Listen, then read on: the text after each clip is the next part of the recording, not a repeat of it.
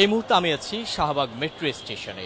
ঠিক কিছুক্ষণ আগে ফার্মগেট মেট্রো স্টেশনে মেট্রো রেলের একটি বেয়ারিং প্যাড খুলে নিচে থাকা পথচারীর মাথায় আঘাত লেগে সেই স্থানেই পথচারী নিহত হন এবং পাশের যে ফুটপাতে যে দোকানগুলো ছিল দোকানে সে আঘাত হানে কাচের টুকরো পড়ে।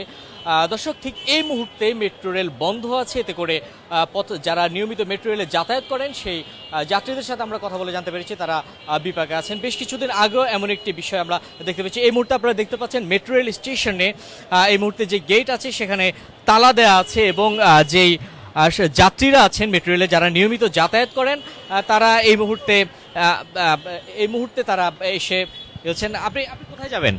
আমি যাব হচ্ছে উত্তরা। মেট্রো রেলের লাইনের নিচে উড়াল পথের পিলারের সঙ্গে রাবারের এইসব বেয়ারিং প্যাড থাকে, এগুলোর প্রতিটির ওজন আনুমানিক 140 থেকে 150 কেজি।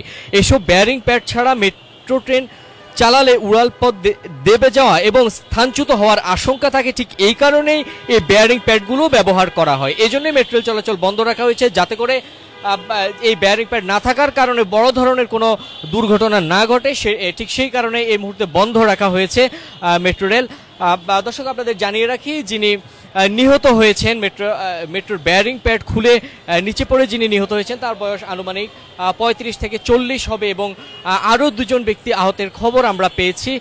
ঠিক যিনি নিহত হয়েছেন তিনি একজন সাধারণ পথচারী এবং বেয়ারিং প্যাড খুলে যেটির ওজন ধারণা করা হচ্ছে 40 থেকে 50 কেজি হবে, সেটি তাকে আঘাত করলে তিনি যে স্থান দিয়ে যাচ্ছিলেন ঠিক সেখানেই তিনি নিহত হন। এই মুহূর্তে আপনারা দেখতে পাচ্ছেন শাহবাগ মেট্রো স্টেশনের যেই প্রবেশদ্বারগুলো আছে, যে গেটগুলো দিয়ে সাধারণ যাত্রীরা প্রবেশ করেন সেই গেটগুলো এই মুহূর্তে তালা দিয়ে বন্ধ করে রাখা হয়েছে। দর্শক, আপনাদের আবারও জানিয়ে রাখি, গত বছর সেপ্টেম্বরেও ঠিক একই ঘটনা ঘটেছিল এবং এবছরের আজকে আবারও সেই একই ঘটনা ঘটেছে। সরি, আমি জানি না তো লাইনের সমস্যা কি।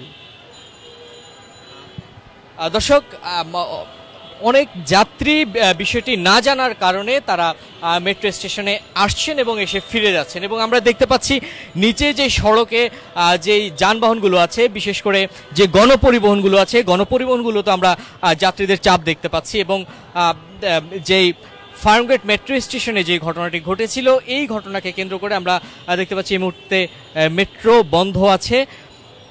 আজ রোববার 12টার দিকে মেট্রো চলাচল বন্ধ হয়ে গেছে। এর আগেও গত বছর সেপ্টেম্বরে ফার্মগেট এলাকায় বেয়ারিং প্যাড খুলে নিচে পড়ে গিয়েছে। আপনি কোথায় যাবেন?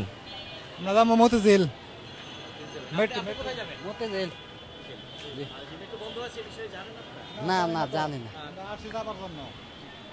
দর্শক, আপনাদের জানিয়ে রাখি, সাধারণ যাত্রী যারা আছেন যারা নিয়মিত মেট্রোতে চলাচল করেন তারা ঠিক মেট্রো বন্ধ থাকার খবরটি তারা না জানার কারণে তারা এসে ফিরে যাচ্ছেন এবং আমরা দেখতে পাচ্ছি অনেক যাত্রী এই মুহূর্তে এসে কিছুক্ষণ আগে আমরা দেখতে পেয়েছি অসংখ্য যাত্রী এসে ভিড় করেছিলেন এবং পরবর্তীতে তারা যখন ঘটনাটি জানতে পারেন তারা ফিরে গিয়েছেন। এখনও আমরা দেখতে পাচ্ছি সাধারণ যাত্রী যারা আছেন যারা নিয়মিত মেট্রোতে চলাচল করেন তারা এসে ফিরে যাচ্ছেন।